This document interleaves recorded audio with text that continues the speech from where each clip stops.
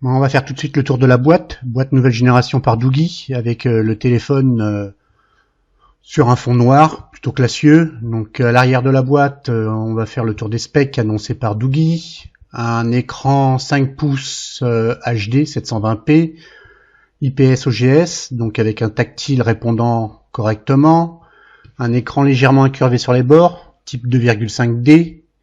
Il est équipé d'un CPU, le MT6735 quad-core, donc en 64 bits avec la 4G full band. L'OS est un Android 5.1, très bon point de la part de Doogie. En mémoire, on a 2 Go de RAM et 16 Go de ROM. Et au niveau des fréquences, donc on nous annonce la 3G 900, très bon point, mais aucune annonce sur la 4G au dos de la boîte. Certainement un bug de fabrication de la boîte. Quant à la caméra, on a du 13 à l'arrière Sony et du 8 à l'avant.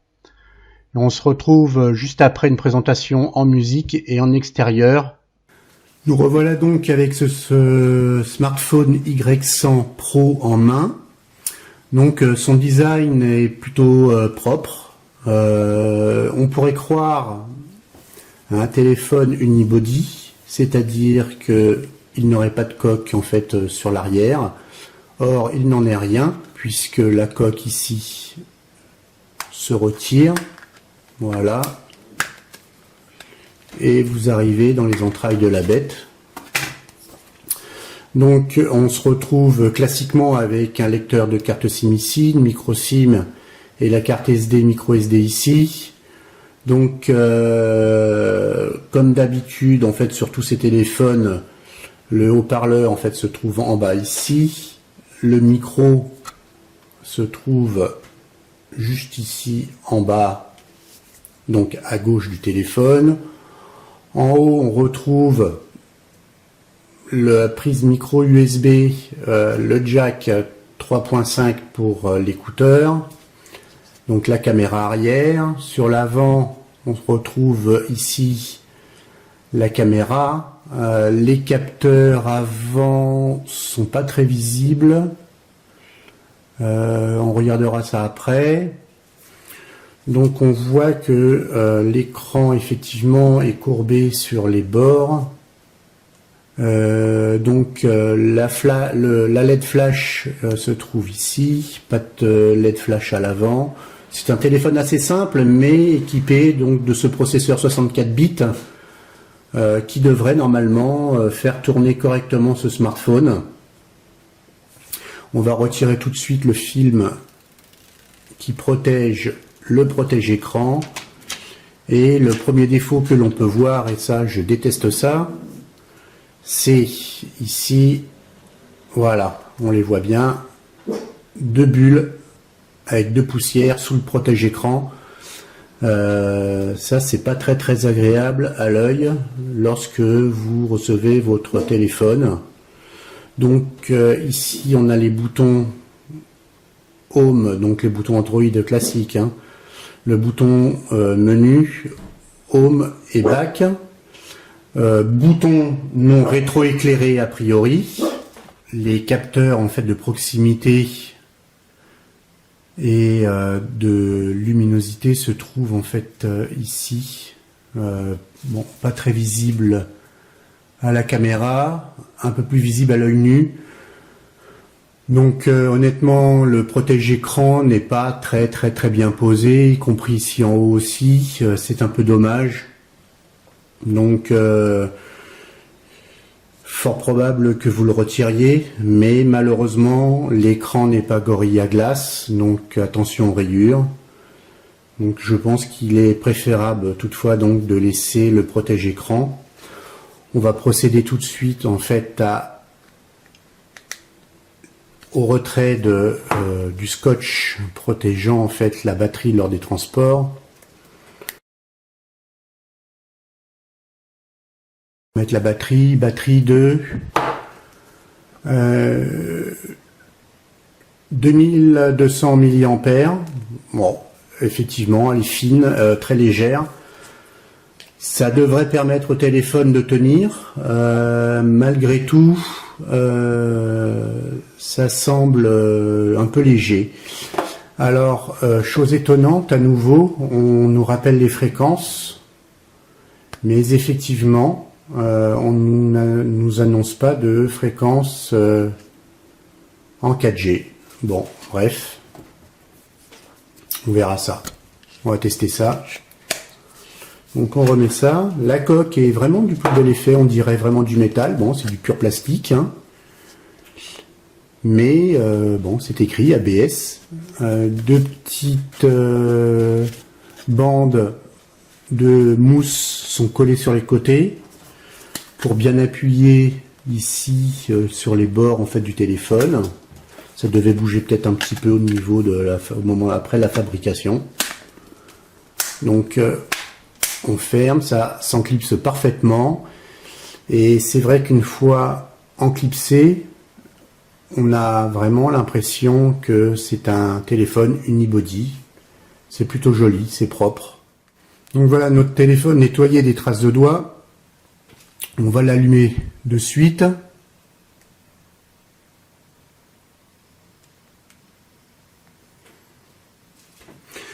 C'est une méthode actuelle chez tous les fabricants. Actuellement, c'est de mettre les boutons volume plus moins et le bouton marche arrêt du même côté.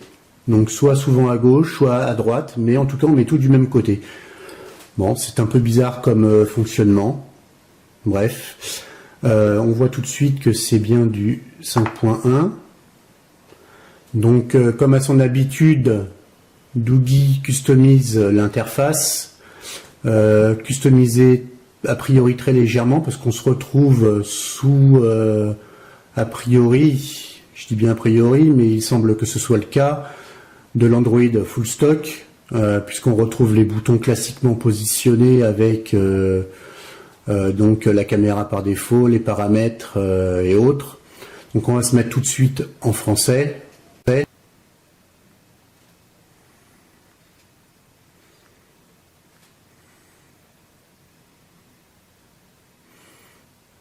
Donc d'ailleurs lorsqu'on se met en français ici, on voit bien que tout de suite c'est le clavier Android par défaut.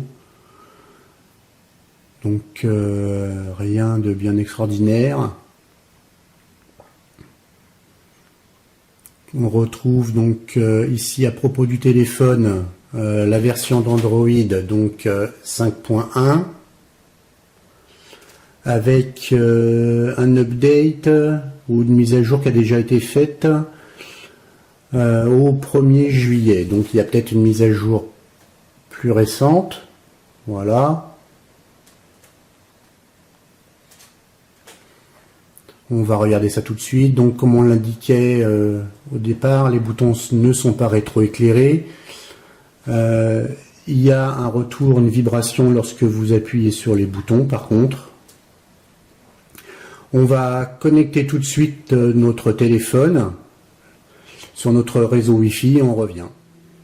On va regarder tout de suite la mémoire réellement disponible. Ils annoncent 2 Go, donc on va regarder ça au niveau des applications. Donc ici, en mémoire disponible, 1,6 Go sur les 2 Go. Sachant que sur ces 2 Go sont déjà pris 143 MB pour les applications, 176 pour le système. Donc les différentes applications déjà chargées en mémoire sur le téléphone.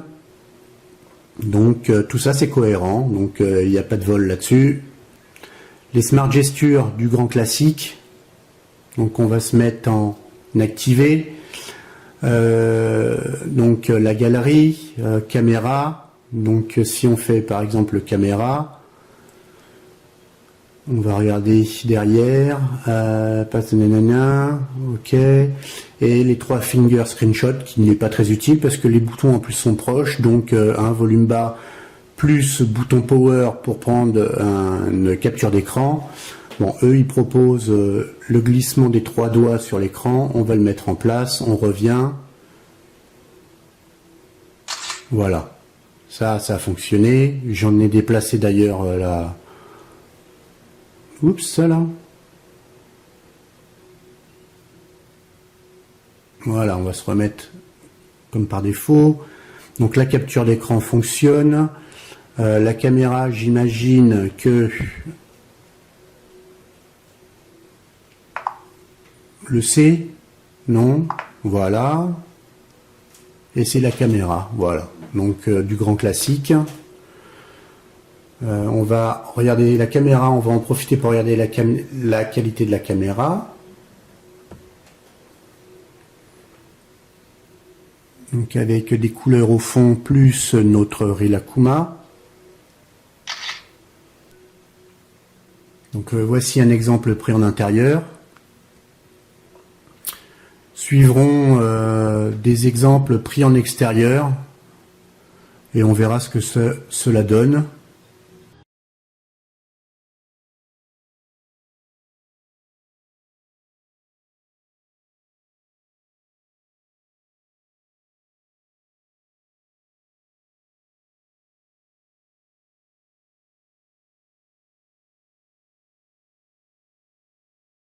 Donc nous allons installer nos différentes applications de mesure de test matériel à partir de notre Play Store favori. Nous revoilà donc avec notre téléphone sur lequel ont été installées les différentes applications que nous utilisons chez Sinophonics. On va commencer tout de suite par vérifier la qualité de l'écran fourni par Doogie sur ce Y100 Pro. Donc on va lancer notre screen test.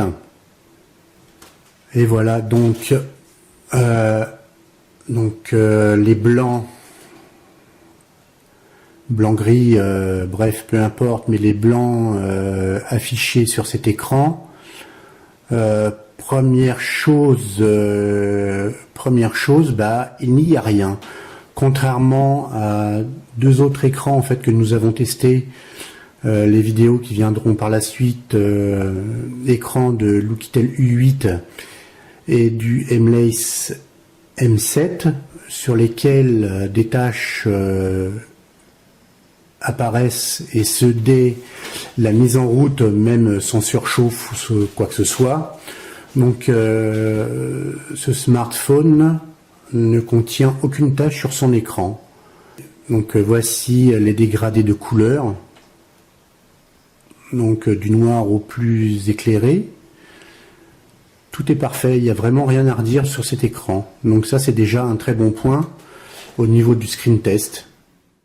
Nous allons lancer maintenant notre test du GPU. Je vous le rappelle, je crois que j'en ai pas parlé, mais c'est un Mali T720, donc qui n'est pas particulièrement puissant après avoir mené différents tests. Donc le T720, on va le tester tout de suite. Donc on lance notre outil GPU Bench.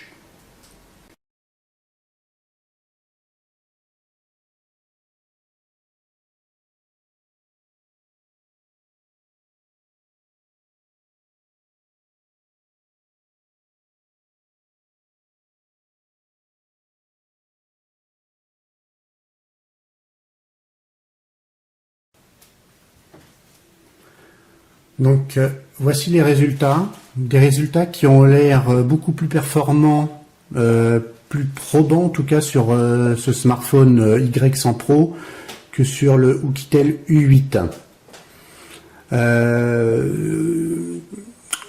En moyenne, nous sommes à 43 frames par seconde, ce qui est plutôt un bon résultat, avec un score de 11 921 points. Et le score normalisé, normalement en fait sur ce type de résolution d'écran, est de 10 986. Donc nous sommes au-dessus du score normalisé. Donc on va lancer maintenant notre outil Antutu, le grand classique.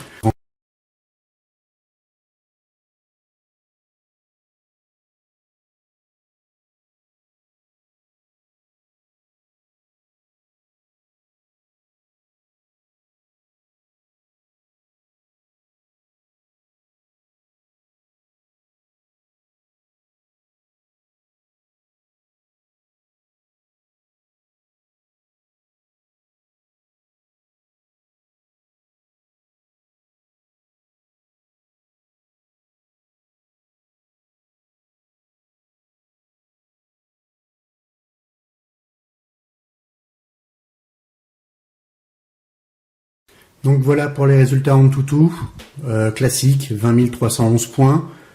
Un peu plus que certains autres téléphones équipés du MT6735. Donc les informations fournies par AnTuTu. Donc on va zoomer un peu dessus pour que vous voyez mieux. Donc on est bien sur de l'Android 5.1 avec le 6735P, donc ça doit être le processeur, c'est le processeur à 1 GHz. On va vérifier ça par la suite. Donc le Mali T720 avec un écran HD, caméra arrière de 13 mégapixels. RAM, on est à 2 Go. Il nous reste 1 Go 2. En stockage système, sur les 16, il nous reste 11 Go 2. Donc ça, c'est notre carte SD.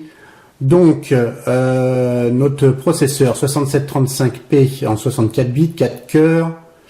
Et donc, voilà, donc c'est du 1 GHz environ, puisque là, il le mesure plutôt à 988 MHz.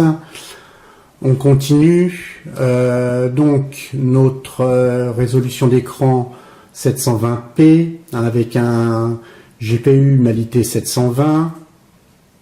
Donc, caméra frontale à 8 mégapixels. Donc plutôt pas mal pour vos selfies. Niveau de batterie à 43, il va falloir qu'on la charge pour faire nos tests Geekbench.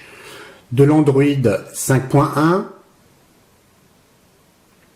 en réseau Wi-Fi. Bon, bref, voilà. Donc voilà pour l'ensemble des informations fournies par AnTuTu. Donc on va lancer maintenant notre outil MTK Engineering, qui est l'équivalent de Mobile Uncles, pour ceux qui connaissent l'autre. Donc nous on utilise celui-ci. On va regarder et vérifier tout de suite notre BenMod. Alors en SIM1, donc en UMTS 3G, donc on a bien la 900 MHz, donc la 1900 2000, plus les bandes autres, puisque c'est un processeur dédié à l'international. Et on a bien donc la 4G, LTE mode, donc avec les bandes 1, 2, 3, 4, 7. On a la 20, donc on a la 20, on a la 7, la 3, la 1, donc pour nous en France, plus les autres bandes pour vous promener à l'étranger. Donc c'est bien le processeur complet avec la 4G. Nous revoilà donc avec notre Doogee Y100 Pro. Doogee qui a tourné toute la nuit pour tester la batterie grâce à Geekbench. Geekbench qu'on va lancer de suite. Voilà les résultats. Résultats plutôt pas mal par rapport à la batterie de 2200 mAh. Donc vous voyez qu'elle a tenu près de 8 heures pour passer de 100% à 1%. Geekbench lui donne un score de 2118. Donc plutôt une bonne chose, puisque en comparaison le M-Less M7 n'a tenu que 5h30 avec une batterie normalement annoncée de 2600 mAh.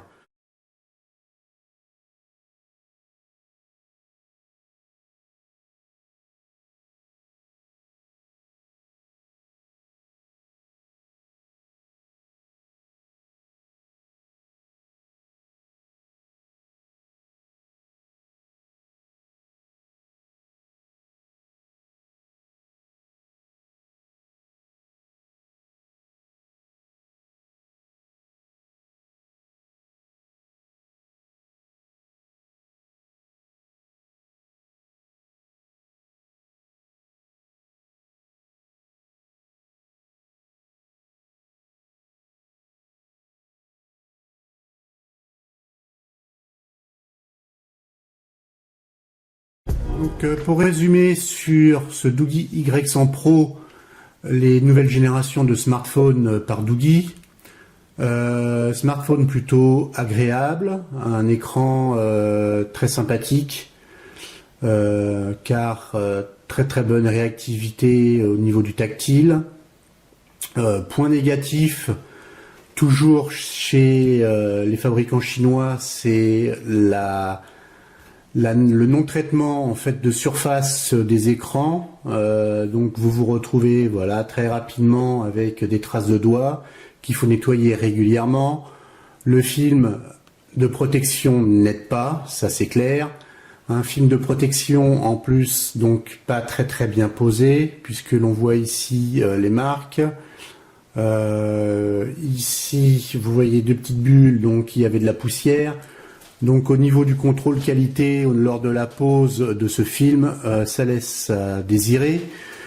Autre point sur lequel Doogee devrait faire attention, c'est d'annoncer, et vous le retrouvez en haut dans le coin à droite, la publicité faite sur ce téléphone pour lequel ils disent donc un métal unibody. Donc je cherche toujours le métal puisque ici nous avons donc une coque en plastique. Alors certes, l'aspect paraît vraiment métal. Ils disent qu'il y a une espèce de poussière d'aluminium après avec une peinture. Bon, bref, donc ça se tord. Il est clairement écrit ici, je ne sais pas si vous voyez bien, mais ABS. Donc qui dit ABS dit plastique. Bon, donc je cherche toujours le métal.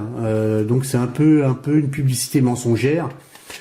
Il n'en reste que ce téléphone est vraiment sympa au niveau du design, au niveau de son look métallisé. Une coque qui tient parfaitement, donc un téléphone pas très épais. Un peu exagéré aussi en disant que un écran incurvé de 2,5D. Si vous prenez les écrans Oukitel tels que le U8, qui est lui aussi annoncé en 2,5D, il est beaucoup plus incurvé sur les côtés, il est plus bombé, lui me donne plus l'effet d'un écran,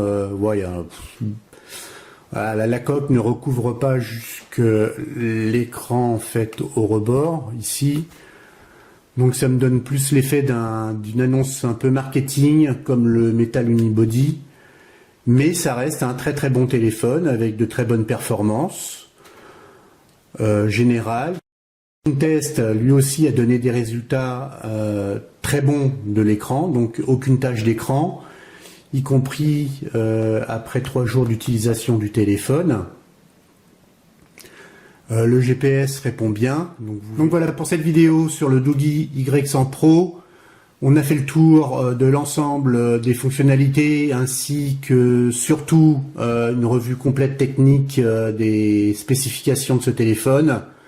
Donc un téléphone que nous gardons sur notre boutique car il nous a bien plu.